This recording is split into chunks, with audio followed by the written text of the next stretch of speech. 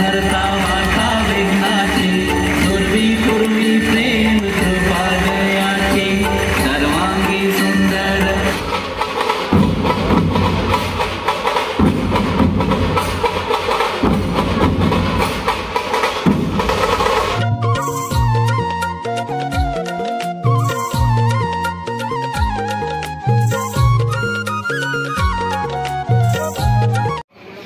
नमस्कार मंडळी, कशा आहात? मजेत ना? मी प्रमोद गुरले एका नवीन व्हिडिओमध्ये आपल्या सर्वांचं मनपूर्वक स्वागत.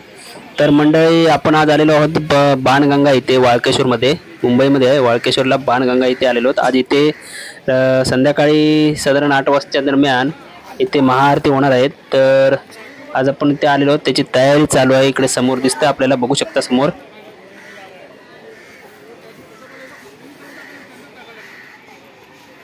इकडे बघू शकता तुम्ही मित्रांनो, आज रात्री बाणगंगा महाआरती आहे, त्याची तयारी चालू आहे इकडे.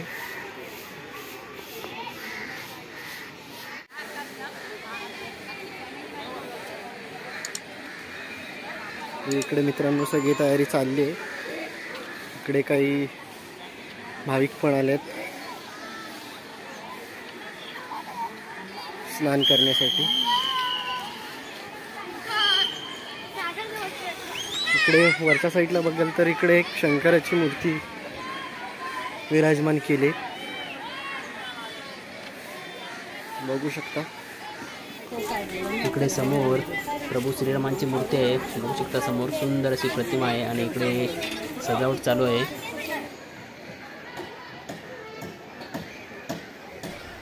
मंडळी, इकडे रात्री महाआरती होणार आहे. समोर जो स्टेज दिसतो आपल्याला, इकडे या स्टेजवरती महाआरती होणार आहेत. तर बघूया रात्री किती गर्दी वगैरे होते ती पण.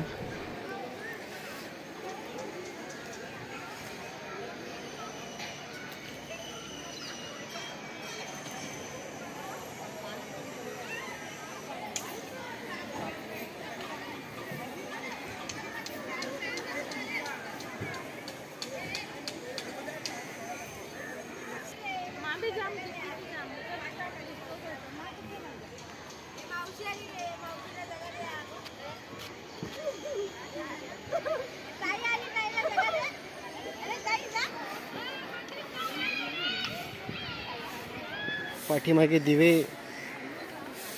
सजावट चालू होती रात्री. इकडे मोठ्या संख्येने दिवे लावले जातात. हे इकडे सिटिंग अरेंजमेंट आहे बघा.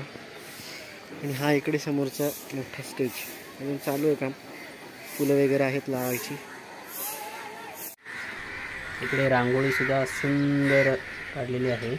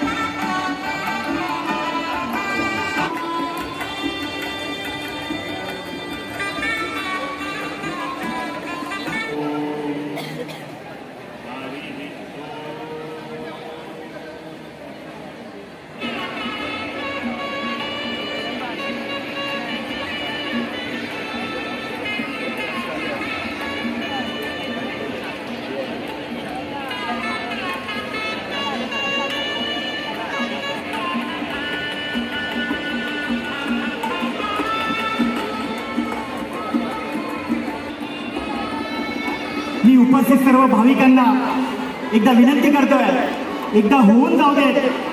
ओम नमो पार्वती पतये हर हर हर हर हर हर हर. आराध्य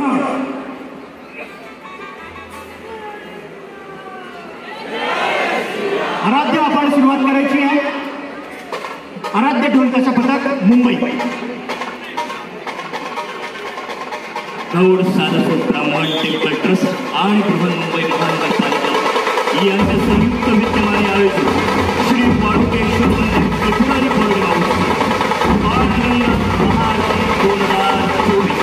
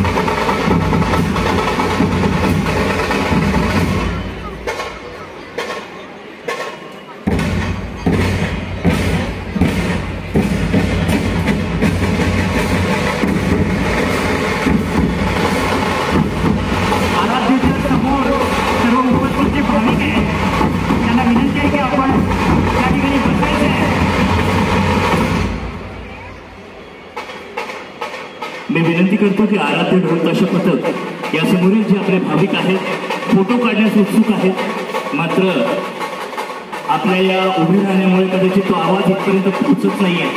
तर कृपया मी भाविकांना नम्रतेची विनंती करतो की आपण कृपया स्थानापन्न व्हायचं. धन्यवाद. ज्या ठिकाणी साऊंड आणि स्पीकर आहेत त्या ठिकाणी उपस्थित सर्व भाविकांना विनंती आहे की स्पीकरची बाजू घेता येईल.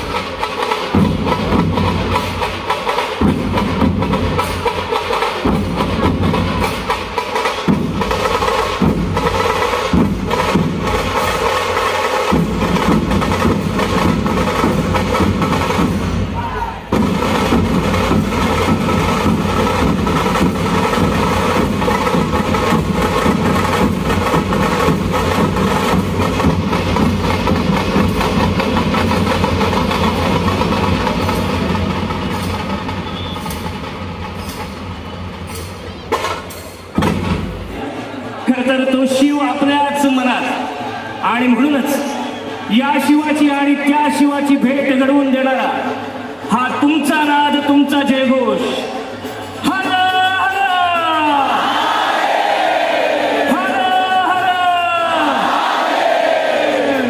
गौड सारस्वत ब्राह्मण टेम्पल ट्रस्ट आणि बृहन्मुंबई महानगरपालिका यांच्या संयुक्तपणे आयोजित हा दैदिप्यमान सोहळा. या सोहळ्यास उपस्थित समस्त मान्यवर, सन्मानित व्यासपीठ, त्याचप्रमाणे भाविक वर्ग, आमचे कलाकार, वाद्यवृंद आणि समस्त मीडियाचे आमचे मित्रपरिवार यांचं पुन्हा एकदा सहर्ष स्वागत. एकदा मग पुन्हा एकदा होऊनच जाऊ दे.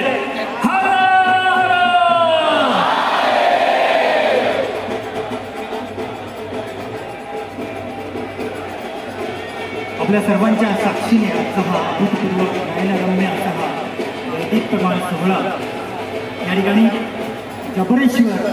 जबरेश्वर म्हणजे साक्षात आपला शिव, जबरेश्वराची पूजा, जबरेश्वराची आरती या ठिकाणी सतत होत असते. आणि ह्याच जबरेश्वराची ही लेकरं यांची बाबुलनाथची आरती ही मुंबईत तशीच प्रसिद्ध आहे. जबरेश्वरांचं या ठिकाणी इथे आगमन होणारच आहे. तत्पूर्वी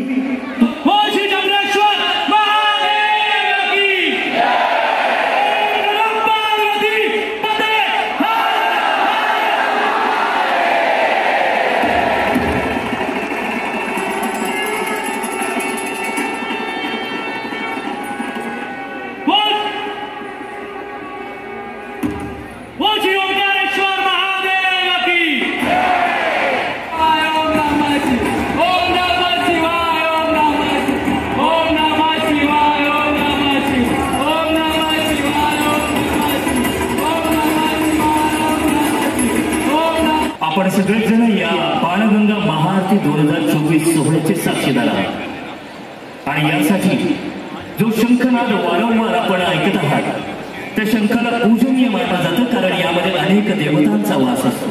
म्हणूनच शंखाला पूजेच्या स्थळावर विशेष स्थान देण्यात येते. जिथे शंखनाद होतो तिथे ईश्वराची कृपा दृष्टी असते. शंखनादाचा अर्थ हा विजयाचा प्रतीक देखील मानला जातो. शंखातील ध्वनी जिथवर पोहोचतो तिथवर सकारात्मक ऊर्जा पसरते असं नेहमी म्हटलं जातं. आणि म्हणूनच तिथलं वातावरण सुद्धा शुद्ध होतं. हे शंकराचं स्तोत्र शिवभक्त लंकाधिपती रावणाद्वारे रचण्यात आलं. कथांमध्ये अशी मान्यता आहे की रावणानं संपूर्ण कैलास पर्वत उचलला होता, तेव्हा त्याला त्याच्या शक्तीवर अहंकार झाला. शंकराला त्याचा हा अहंकार नष्ट करायचा होता, म्हणून त्यांनी अंगठ्याने दाब दिला. त्यामुळे पर्वत आहे त्या जागी पुन्हा स्थापित झाला. यामुळे रावणाचा हात पर्वताखाली दाबला गेला आणि त्याच्या मनातील अहंकार गिळून मनात शिवभक्तीचा अंतर्नाद बनला. रावण शंकर शंकर म्हणत अर्थात क्षमा मागून शंकराची स्तुती करू लागला. ही स्तुती म्हणजे शिवतांडव स्तोत्र. याच शिवतांडव स्तोत्राला भगवान शंकर इतके प्रसन्न झाले